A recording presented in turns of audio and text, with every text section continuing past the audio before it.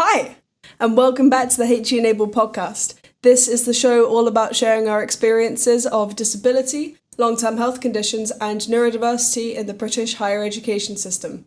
I'm Kath, and this week I am joined by Katharine. Katharine recently completed their PhD in autism in the Paleolithic era, and they have continued their work in inclusion up until today. This podcast is also just great because they're an old friend and this is a fantastic excuse to catch up. So I think it is time to get started. Hello, Katharine. How you doing? I'm doing great. Good. Please can you introduce yourself a little to the listeners and share just a bit about your background in higher education, please? Of course. So hello, my name is Dr. Katharine Macy. I studied archaeology at the University of York for all 3 degrees, beginning to look at human evolution and, as stated, autism in the Stone Age, for anyone who doesn't know what the Paleolithic is. And I now currently work as an inclusion and wellbeing advisor at a law firm. So, if the listeners weren't making the connections already, I think your PhD is pretty on the nose of what we're about to talk about. But if you are comfortable saying, how did your disability impact your experience of higher education? Of course. So being autistic, it was incredibly intimidating to move what ended up being 200 miles away to go to a university. I definitely think that influenced the fact that I stayed at the same institution for 3 degrees. The pandemic also influenced the difference between staying for my PhD. I will then say there's maybe 3 or 4 people who have done autism in human evolution and all at the University of York. So that helped as well. And my supervisor was brilliant. But there've definitely been moments in my higher education career where it's heavily impacted, both socially, but also that acknowledgement that once you get up to a higher level of academia, socialization and networking matters. And it's almost a bit ironic, given we all know how autistic the field is, right? But the mix of the pandemic and my autism, I think, is a heavy reason why I'm not in academia anymore. There is also the fact that I am the main breadwinner for my family, certainly until my brother graduates. And academia is not that financially stable, which, again, a lot of autistic people like stability. So it's not overly a welcoming environment by design. There's also the fact that I'm a woman, so intersectionality, or I present as a woman. Gender, the whole thing. That's a different problem. This is a conversation we'll have after the school that we both have opinions on. Although, again, surprisingly impactful for autistic people. So I didn't ask if people were trans, but I did ask about their gender. And autistic people were disproportionately more likely to identify outside the gender binary. And that's before if we're asking them if they're trans within the binary.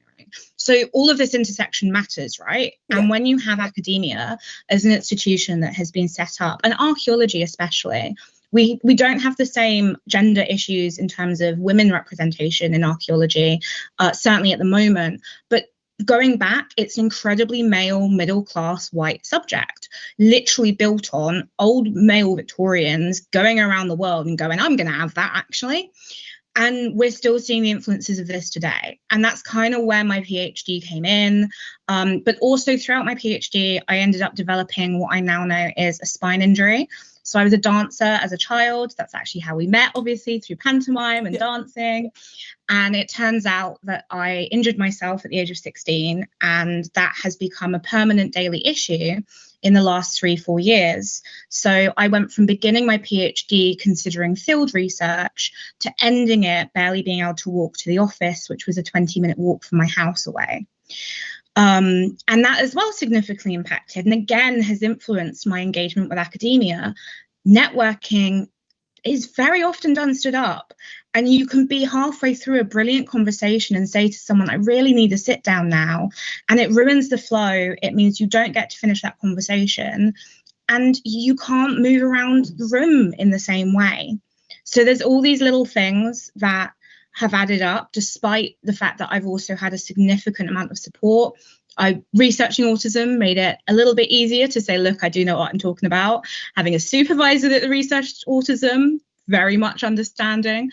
I had the most amazing mentor from this company called Spectrum First, who genuinely, I think of her as sort of like my Yorkshire mother, even though she's not Yorkshire, but, and I genuinely don't think my life would be as good of quality if I would even be here, not to get too dark, but without her. And as soon as I did start to have more physical access needs, people did try their best.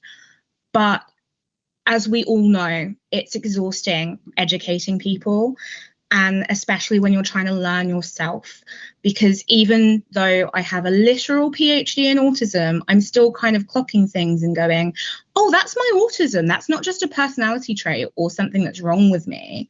That's why. And, you know, sometimes you just want people to accept it instead of need to know why. So, you know, after 7 years of academia, I'm looking forward to a bit of a break from that, because everyone's curious, as they should be. But sometimes you don't want them to be curious about you. Yeah, you want to be curious about the research and the work and let it speak for itself. But sometimes, I guess if it's so closely linked to what you're, like who you are, I guess is the best way to say it, that becomes an additional topic of conversation by proxy. Is that kind of what it is? It got really personal at times. I had to obviously research different sides of it. And I had to read papers saying that people like me shouldn't exist, that still used slurs, even in the 2010s, to discuss whether or not I was competent. Even papers that said I wouldn't have survived in the Stone Age, and that supported what is essentially eugenics in copying Iceland's movement with people with Down syndrome. And I had to take breaks at that and go back to I spent about a month researching meerkat social learning. And sometimes I was like, I'm just going to go over the meerkats again. But on the other hand, it was amazing because I'm the first diagnosed autistic person to be researching this. A reasonably controversial figure in autism research, Baron Cohen, is also beginning to get to this field. So it's nice being able to have a voice for the community. I deliberately put myself in spaces in the autistic community I wouldn't automatically gravitate towards, to make sure I was thinking about other aspects of the community's perspectives. And as well as that, it is really nice recognizing that we can have a voice in somewhere we're usually just told what to think. I did have one person report me to the ethics board because they thought it was unethical for an autistic person to be researching autism. But I think we can all recognize how silly that is, because does that mean we can't research humans at all and we need to get some chimpanzees in? You might do a better job of it than some researchers, to be honest with you, but there were definitely moments. Yeah, I remember that unfolding and watching that. I'm glad that it seemed to get resolved. I'm sure we can chat about it probably on one of the later questions as well if you want to, because that was a ride. But let's move on to the next one. So obviously your PhD thesis was on autism in the Stone Age. You're autistic yourself, you're a person with autism. How do you feel that shaped your academic research, and how important was it in deciding what you wanted to do? I think significantly. I always loved, so my undergraduate dis was on Neanderthal cosmology in a religious sense. So older the better is what I usually joke about. Australopithecus, which Lucy is, if people know their names, one of the sort of connecting chimpanzee type species. But I did sacrifice a lot of that to focus on autism, because it's much easier to only explore Homo sapiens when, you know, we've not changed much. So if autism is prevalent in modern society, it's much easier to argue it's prevalent 200,000 years ago than 2 million years ago. Although I was still able to get some sort of Homo erectus and Neanderthal discussion in there, it's definitely also influenced how I've approached things, because I really wanted a community focus. So I ended up doing surveys, and I ended up really reaching out in a way that maybe I should have done anyway, but I was really eager to do, because I know that there are communities that don't get voices in academia the way they should. And again, it's then helped me into recognizing hunter-gatherer research and non-Westernized. So one of my favorite acronyms, which only a researcher could have a favorite acronym, right, is WEIRD, which stands for Westernized, Industrialized, Rich, Educated, Democratic, or however you actually spell weird. I always do it slightly differently, but you get the point. Yeah. Because it recognizes that, you know, we talk about modern societies when there are plenty of hunter-gatherers out there. There's also obviously the non-Westernized, non-democratic, like, you know, and it is complex because even England and America are so different despite using the same language and having been the same people a couple hundred years ago. But being autistic and being disabled definitely encouraged me to recognize communities that aren't just my own, which I think is a really, really big benefit. Yeah, it's one of the reasons I'm actually loving making this show, is because I'm like, I need to seek an autism diagnosis, or if not, like, I know it's a comorbidity that I have, right? Like, it stares me in the face every day. My formal diagnosis is ADHD, and that's mainly been where I've sat. But like this, I've had these people who are partially sighted, and it's been really nice to like actually indulge in those communities for a bit and actually get a glimpse of their experience. So I think we've, in some ways, that's kind of something we've done mutually via different parts. It's really, really nice to like just speak to people, honestly. Yeah, and when your entire life is education, it's so nice to get an education that's not just your very specific topic, especially as a PhD student. You focus, and I was quite lucky, it was reasonably broad because it's reasonably new, but you focus so heavily and it's so refreshing. I've started to do quite a few international conferences, and you just cannot beat the education that individuals can give you about their life and their culture. It's so rewarding. Honestly, like it's like when I was thinking like, oh, there must be some stuff about like ADHD in the academic world because I want to do ADHD for my PhD, right? I'm like, oh my goodness, there's nothing, nothing but what I want to do, and I'm like, oh, that was unexpected but not surprising, unfortunately. Right. Yeah. We should step back to the questions. So you obviously, we met at York, you've been at York for all three of your PhDs, all three of your degrees. I imagine that. If we were to kind of go back, or you could talk about it in terms of your individual degrees, but what was your experience accessing higher education like from a disability standpoint? I'm really lucky, and part of the reason I had a diagnosis at such a young age was my mother worked with disabled children and then was one of these women who was late diagnosed in her, I think, late 30s, early 40s. And because she'd worked in education, she also knew all the tips and tricks. So right from the get-go, one of the first people we would see was the disability people on open day. She was aware that I needed certain, so I was allowed to move in early, for example, and all these slightly different things that really added up to help. DSA, we applied straight away and just waited. And this is the problem with things like the NHS not getting the funding it needs, is it teaches disabled people, and we see it with the trans community as well, it teaches us that we need to just wait. And by the time I got to York, I hadn't heard anything, and a phone call was made, and it was found very quickly down the back of the filing cabinet. And given how many disabled students there are, it must be a very big filing cabinet. But you know, it's one of those things that makes you slightly suspicious. Once that was in place, though, and York were fantastic at providing support for the couple months for them to process, etc., because it was down the back of the filing cabinet. That, like I say, I was given an academic mentor straight away, and in January I was then given my study skills mentor. So the difference was the initial one I got would go through basically any essays, do all the proofreading, support my how are you going to meet the deadlines, and the other one basically helped with everything else. What do you need to make sure you get to lectures in time? And initially I was like, why do I need two? And the second one is the one who I absolutely adore. So very grateful that they pushed back and went, we like to keep it separate. But yeah, and again, the archaeology department, certainly for neurodiversity, incredibly accessible. I now can look back again with the fact that I can struggle to walk for more than about 5 minutes or stand on my bad days. None of their lecture theatres were accessible via a lift or anything. It was all stairs.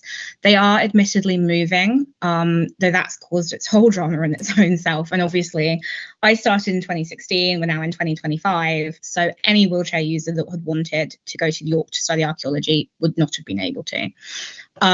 So there are definitely its challenges. And when I talk to it's interesting, when I talk to people with multiple disabilities in the archaeology department, they say, brilliant for neurodiversity, it's the other stuff that I find issues with. Whereas people who are only neurodiverse do find there is find gaps. So I think, again, it comes back to that. Your expectations get worn down when you see how worse it could be. So it's interesting to think of, but yeah, throughout my process, I've also always found that the individuals are the people you need in your corner. I had a really fantastic supervisor for my undergrad. Unfortunately, didn't do anything that she's ever really been involved in. So I've never seen her academically, only ever pastoral for my undergrad.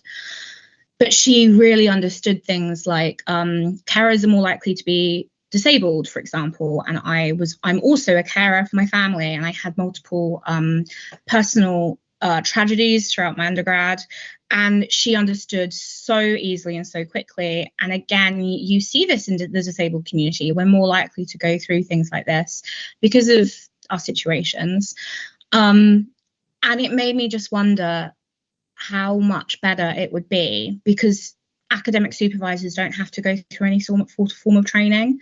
They're just lecturers that have been hired for completely different reasons who are now expected to do pastoral. And I think there's difficulty enough with doing that for your average student, that their main stresses is they're a little overwhelmed, which, don't get me wrong, can be a lot still. But as soon as you get a disabled student or someone who fits slightly outside the box, for whatever reason that may be, it's tough on both you and on both the supervisor and the student. And it's certainly not fair to the student who is there trying to further their life. And the ones who fit outside the box are likely to have had to fight to get to academia more, or less likely to be expected to succeed. So it's just not fair. And I'm part of the reason I do a lot of advocacy, and I was more than happy to come onto this podcast, etc. Not only do I clearly like the sound of my own voice, but I'm really privileged. I'm incredibly lucky. I grew up on benefits. Statistically, I should have barely got my GCSEs, and now I have a PhD. And that is because so many people have made sacrifices for me. I have worked hard and I deserve to be where I am. But I am not where I am because of myself. I'm where I am because I got lucky, because the right people helped me at the right moments. And it shouldn't have been about luck. It should have been about the fact that I am talented and worked hard when I needed all three.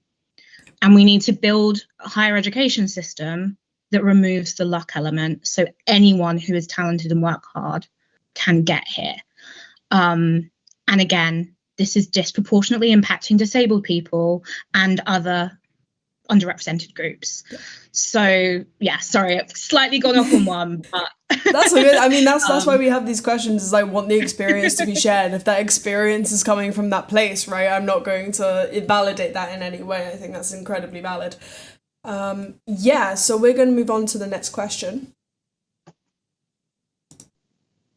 Yeah, so obviously that's like a really valid thing as well. I think privilege always will come into it. I think I was very privileged as well, even though I was undiagnosed. I guess because I always knew I was a bit different, I was maybe kinder to myself and other people, and I had a great support network. And I think if people don't have that, you know, I think it's something that does need to be talked about, and the advocacy obviously needs to be done for, right? So yeah, no, it's all good. Right, let's go on to this next question. So for this one, I'd say I can say you can pick, because did you encounter any obstacles during your experience of higher education? Did you overcome them? And if so, how? I think most of them I've already sort of touched on a little bit, but I mean, the social stuff, kind of, it's that weird mix of learning how to unmask, but in my work, in the inclusion at work field, we often talk about your authentic self. and bringing your authentic self to work. But in reality, you need to find that balance, because you can't always be your authentic self, both for self-preservation reasons and because you do need to get on with a whole group of people. And people aren't always going to get on with you, and that is okay. There are people that are perfectly lovely that I just wouldn't want to go for a pint with, and there's definitely people out there who wouldn't want to go for a pint with me, and that's okay. But that doesn't mean we can't work together. And academia can be a lot like that. So group projects could always be a bit of a challenge, but I got through them because you have to. I think the self-advocacy is the more tiring bit. And when you're fighting the healthcare system at the same time as fighting at your university, it can be a lot. I'm still trying at the ripe old age of 27. I know that is quite young still, but I'm still trying to work out, because I thrive when I'm busy and I have a lot on my plate. But then I will burn out, and I will have a couple weeks where I struggle, can't do anything. But then if I try and temper myself and not put too much on my plate, I lose interest. I'm not as motivated. And that's really true in academia, because especially a self-motivated piece of work that goes on for several years, like a PhD, there would be months where I barely did anything. And then suddenly a deadline would come up, or suddenly I'd get stressed. And it is difficult, but it helps me learn a lot about myself. And you never stop learning about others or yourself. So I suppose we'll just keep going and keep trying to work out how to overcome barriers and challenges. But yeah. Sometimes the obstacles are the society. I am very sure that sometimes the obstacles are our own brains. But yeah. And often the solution is other people, which can be difficult if social is the difficult bit. But finding the right people, like pantomime, or I found a lovely book club in Bristol and things like that. That is often how I most overcome things, and it's by having the right people around me. Or just I like staying occupied in the right ways as well. Like some ways can be absolutely exhausted, especially if it's self-motivating. Like I can be so tired, but if you find a way that your brain's kind of like, oh, I can do this, and it's kind of like you latch on and it's kind of automatic, that can be quite nice as well, having the right kind of structure. Yeah, so I always have like a rewatch thing on in the background. The amount of times I've been through shows like Brooklyn Nine-Nine and Criminal Minds, and they just play on in the background, because then when my brain is drifting, it can latch. But yeah, fills my brain up enough without being overwhelming. Yeah, I get you. Right, this question's going to be, I think, quite easy. Were there any clubs, societies, or initiatives that made a significant positive experience or a significant positive impact, if I say that question correctly, to your experience of higher education? Hugely. I had several really close societies. So pantomime was amazing. Definitely a group of neurodivergent queers that all just really like performing, but not enough to cope with the more dramatical societies. And yeah, it helped me learn that it was okay to be a bit silly, because I grew up as a very serious young person, and yeah, it definitely relaxed me in a way that was really good for me.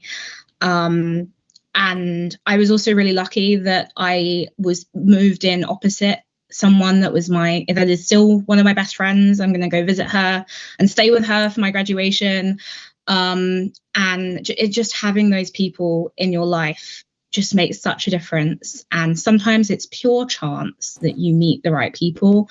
And I'm very grateful for it. Yeah, I'm glad this is an excuse for us to stay in touch as well. I'm also pretty sure I know the person you're talking about, and they are absolutely wonderful. And I definitely think I've seen you as the back end of a horse at some point over the past few years. Have you been pantomime if you've not been the back end of a horse? I was never the horse. I was a corpse briefly, but I was never the horse. I was a corpse in a dress run.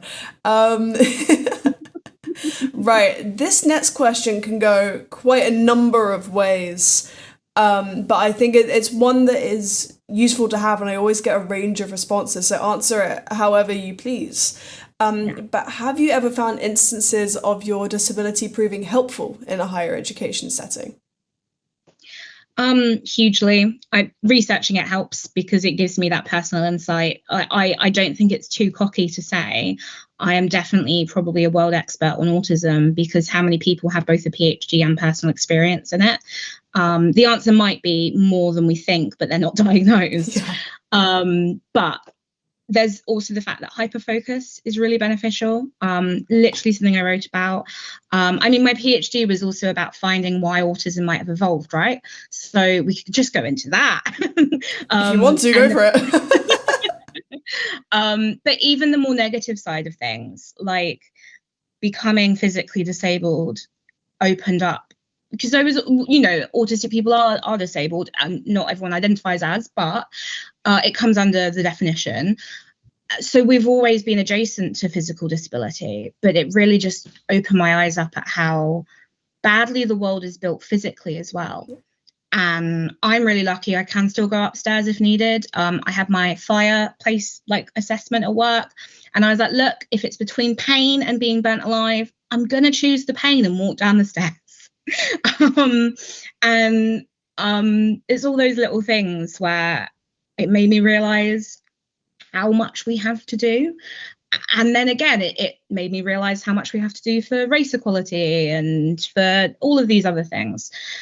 So there is the negative side being useful as well. But in terms of the positive, I mean, I personally believe that my research shows that autistic people have been around for thousands of years, if not millions. We're not going anywhere, so we may as well get used to it. And part of the reason is because we need that combination of different mindsets. Autistic people are more likely to innovate, whereas neurotypicals are more likely to imitate, so copy. And you need people who will copy things, because especially risky activity, even cooking, can kill if you do it wrong. But if we never had innovation, we would never have moved forward, and we wouldn't be talking in this way right now with the internet and our technology and electricity. And we probably wouldn't have even met, because I might not have gone to university. So whatever that timeline would be. And we need that combination of two people. And to me, neurodivergence, whilst it's become a disability because of the way we've built society, it is a difference in the way that I'm really, really pale and blonde. It's not overly obvious in the current lighting, but I recently got really badly sunburned after half an hour before putting sun cream on. And it's been 3 weeks and there's still a bit of red. So in that scenario, it's not quite a disability, but definitely a disadvantage, especially when you add in the prehistoric case of I can't just go to Asda and get some sun cream, or, and it's a bit harder to just sit under a tree if you're in the savannah and there's a load of lions around. But because my ancestors were probably some of the first to move into Europe, integrate with Neanderthals, etc., most of the time my pale skin is a benefit, because I don't need to take as much vitamin D as my friends with darker skin do to stay positive and peppy and have a slightly better outlook on life. Obviously, vitamin D does all sorts of things. And to me, that's what autism is as well. Sometimes it is a drawback, because most things we have are drawbacks. Having a tail can help you with balance, but it can also be something that a predator can grab. And that's, to me, what neurodivergence is. And again, having now developed a physical disability that I would wave away with a magic wand straight away. I don't know if I would go back and stop myself from ever experiencing it because of the education it's provided me. But if I never had to experience it again in the future, sign me up. But autism, I would never get rid of. And again, it then adds into the research of there's a lot of eugenics out there. And being able to be an advocate with justification, with that fancy little title in front of my name, with that, no, actually, I'm an expert. I was advising some members of the Lords about autism and what was actually about trans rights. And they said something about the autistic rhetoric of oh, trans people are just autistic. And I was able to go, right, as an expert in autism with a PhD. This giant pride flag I have. Right. And it, being able to be an advocate for the community, both in terms of, but in both ways, basically, in saying, hey, look, here's what academia can do for us, but also, hey, academia, here's why we need to actually take this community seriously and treat them better, is definitely a benefit to all of the research I've done and hopefully will continue to do, because while I'm not looking to be a full-time worker in academia anytime soon, I'm working on some publications in the background and all of that. So yeah. Let me know when you're out. When you're out? When those papers are out. I was out years ago, honey. I would love to read the papers and see you in person too sometimes, maybe. Yeah, maybe. You know what? At least with your pale skin, at least it's one of the perks of living in the UK is you've probably saved a bomb on vitamin D capsules in winter. Oh, definitely. I envy you. Right, let's go back to a few years ago. Let's talk about when you entered York and uni for the first time. Is there anything you'd wished you'd known about it before starting? Even if you want to talk about maybe later and like your transition to research, you can do that too. That's all good. I think throughout most of my undergrad, there's very little I would have done that I would have done differently with the information I had at the time. I wish I had the information that helped me be a little bit more confident about friendship groups. I definitely prioritized people that were not good for me because I was afraid of what would happen if I wasn't around. And I definitely wish I'd got a little bit more involved in the archaeology community specifically. That's my biggest regret for the PhD, that because of the pandemic, the community and the culture had really just begun to be built as I was looking to finish up.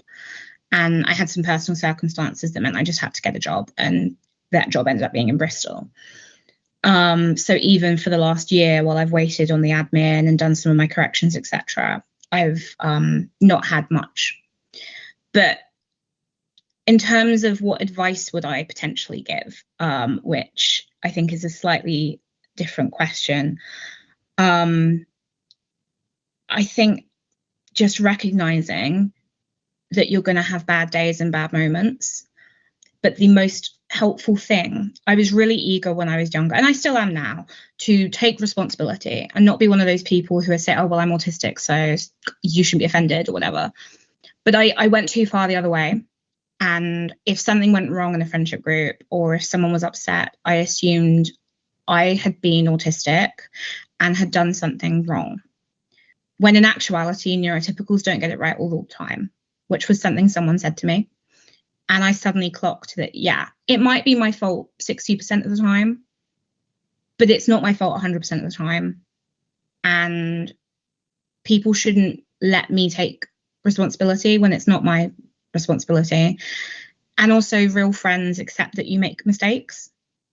So I've got very much better at sort of going, and I sort of said this a couple of minutes ago, would I do anything different with the knowledge I had at the time? Because that's all you can really reflect on. And sometimes the answer is yes. You knew you were being a bit petty. You knew you were being a bit rude or naughty, or you were poking a bear and you shouldn't have. But I find most of the time I acted with my best thoughts at the time with the information I had. And you'll still dwell on it. There's so many moments that I sort of sit there or like stand in the shower and go, oh, why did I do that? You know, on The Sims, when they go like, why did they do that? I don't know why I did that. But ultimately, I wouldn't have done anything different.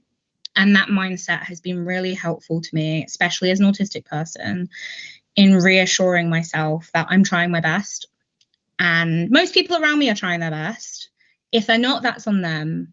But as long as I am, then I can move forward, because the sun's going to rise even if I don't want to rise with it. So I can either get on with it or I can watch things go on without me. Yeah. I think we have pretty similar mindsets in terms of the like, I think I described it at one point as like, it's like brutal, like self-compassion. And just having you have to though. Yeah. And not everyone else is going to give it to you. So sometimes you've got to give it to yourself. Exactly. Right. We're gonna zoom out to the entire sector of higher education now. How do you think we could improve the experience of higher education as both individuals and a society? I think society-wise, we need to be including disabled people in things a lot more and a lot more sooner. So studies have shown if girls see women scientists in textbooks, they are more likely to become a scientist. And I think that's true of disability. I remember, I think it was when I was like, my brother's 6 years younger than me, so I watched a lot of younger TV shows for a little bit longer. And I remember the first presenter who was missing half of her arm, and apparently like people claimed, oh, that's scary. Well, it shouldn't be. And if we're introduced to people like that, and we're shown people in wheelchairs, and it's in textbooks, and it's in our heroes, and it's in the people that we recognize, I think that would go a long way, because that would make a huge difference. And a lot of the issues with higher education, having worked with inclusion in higher education previously, they are not higher education. Some of them are, but most of them are not higher education issues. They're society issues. Yep. And there is no point telling a 16-year-old girl, of course you can come to university, because from the age of 5 is when you start to see gender differences. 4-year-olds will draw girls the same way they draw boys. By the age of 5, that's when that changes. And this is talking about 50% of the population, not the 20 to 25% of disabled people. So realistically, we need to be doing a lot more, a lot younger, and a lot more widespread. What we also, I would like to see in higher education is that key thing is that supervisor level training. And I think that wouldn't just improve disabled people's experience, but it would improve everyone's. Just 2 hours a year in August or something like that, where academics are taught how to do pastoral care, because it's a huge part of their job and they're not hired on it. There's optional training, but you don't choose who your supervisor is prior to even during your master's, really. If you want to take a course, you can then just get assigned someone. So why are we surprised that certain groups don't go to PhD level if they've been assigned a random supervisor that doesn't know, et cetera, et cetera? So I think those two things, one is a little bit more achievable than the other in terms of, I think most universities could, yes, I know lecturers, academics are overworked, etc., but they would probably be a lot less stressed if they knew how to handle their students. That's true. Yeah, no, I agree. I've been quite fortunate with a lot of my supervisors. The vast majority were really good. And I was lucky in undergrad, so my first supervisor retired. She was a lovely woman, but then I was able to pick my own. Shout out to Eleanor. She's a wonderful person. But I was really, really fortunate that I had the support that I did. But they were also like crazily overworked people. It makes such a difference. And as someone who's taught undergrads, like I really noticed it in the amount that would come to me, because I'm very open about who I am, having done various political like run for parliament, like you Google me and stuff comes up. There's no point being coy. And I had a lot of neurodivergent students stick around and ask me questions. I had one student come to me and basically say, I've not handed anything in and it's been 3 months. What do I do? And another student hung around for 45 minutes asking me, talking to me about things after a seminar. And that's unpaid time. And I would never, ever have turned them away. We were told, any questions, you just go straight to the person above you, like straight to whatever. And I did that sometimes, especially if I didn't have an answer. But if someone's coming to me specifically, especially this one who came like 3 months after, like I'd not taught her for a couple of whatevers. She had decided I was the person she felt safe with. I'm not going to turn around and be like, I'm not being paid for this. And recognizing that is a huge part of an academic's job, especially those who teach and who are heavily student facing. Women are also more likely to be approached. So again, we're starting to see that intersectionality of, because I was open about being autistic, because I am a woman or am present in a more feminine kind way, because that's how society has socialized me. So we're really underestimating, I think, the amount that needs to be taken into consideration, and how many of the politic male, like vice whatevers, think about that when they're working out workload. Yeah. And I don't think many of them do. I think also, like, I'm aware of time, so I have to do some rapid fires in about 10 seconds. But I'm also, like, really acutely aware that some people's heroes do have, like, what could be considered disabilities, but we just don't see the stuff in it. Like, Lewis Hamilton has ADHD. It's on a lot of lists, but even, like, I work in a school, right? I see kids going, really? I'm like, yeah, cool. Like, people are like Bill Gates, for example, neurodivergent, like, Just disclosure is a big thing. So again, yeah. I've worked in politics. I work for a party. The political people will know who when I say this, but we have 72 MPs. I think 4 of them are publicly disabled, but 12 of them that I know of are. Yeah. And there's probably ones who I don't know of because I don't have the statistics. I'm just in the party enough to know. Yeah. And it's not necessarily an MP's role to disclose their disability. But I can't help but wonder why they aren't. Yeah. Because a lot of the time it would be easier, some of them especially, I think it would have been easier if they had disclosed. That's really, but yeah, it's scary to admit it and talk about it because of the judgment you get. Which is why I hope this podcast acts as some kind of safe platform. Like, I had my neurotypical friend Sam on a couple of weeks ago, and that was a wonderful episode as well. So it's sparking that curiosity, right?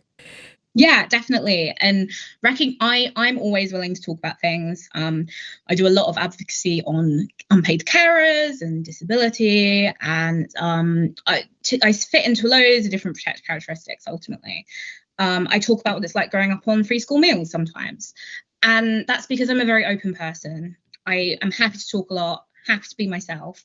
And I know that not everyone is, and that's okay. Yes. But if I give a story that makes someone understand something so someone else doesn't have to educate them in the same way, that's worth it. Yeah, no, that's kind of why this platform exists as well, right? I am acutely aware of time. We go for a couple rapid fires.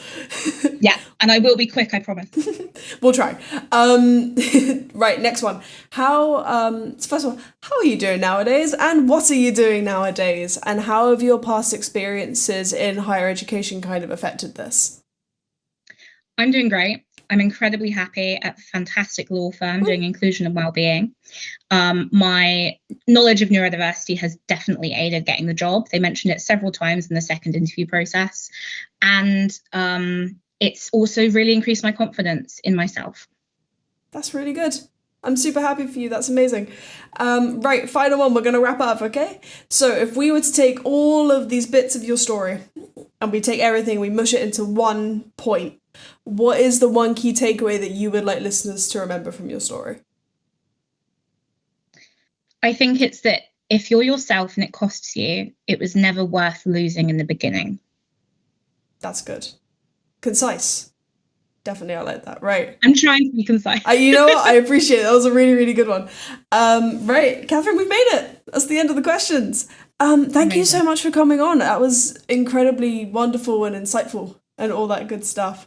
Right, I'm going to do my little bit now. So, the HE Enabled podcast is a show all about sharing the experiences of disability, neurodiversity, and long-term health conditions in the higher education system, the British higher education system specifically. If you are interested in coming on, you can get in touch at the email henabled@gmail.com. It should also be in the show's description. Right. Katharine, thank you so much. Thank you. Have a lovely day. You too.